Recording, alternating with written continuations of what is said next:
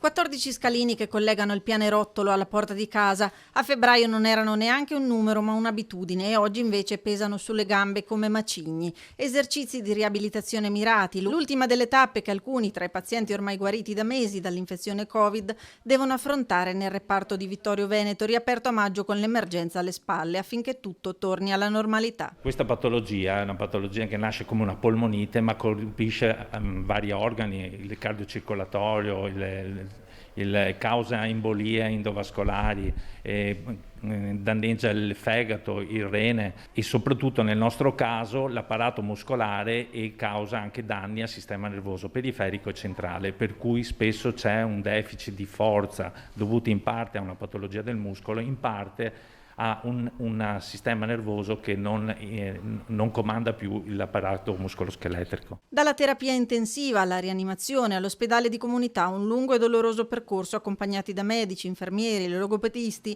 e un progetto per seguirli anche nella fisioterapia a domicilio Home Covid Rehab. Attualmente sono stati presi in carico circa 60 pazienti, di cui 50 provenienti dall'ambulatorio dedicato del pronto soccorso di Conegliano e una decina invece dimessi dall'ospedale Covid di Vittorio Veneto. Mesi di fuoco e dolore, quelli della pandemia, in cui il mondo scientifico si è confrontato sulle misure urgenti, su rimedi, terapie e vaccini e si è interrogato su quale sarebbe stata la vita dei pazienti post-Covid. Ad oggi il quadro, seppur in continua evoluzione, dato che con la nuova malattia ci si confronta in termini pionieristici, pare più chiaro. Fondamentale è ed è stata la collaborazione. È stata importante anche la collaborazione con alcuni fisioterapisti dell'ARIR, quindi tramite dei contatti, quindi è stato un lavoro di squadra, bisogna dirlo. Ma non è da trascurare neanche lo tsunami emotivo di chi dopo 72 giorni lontano dal mondo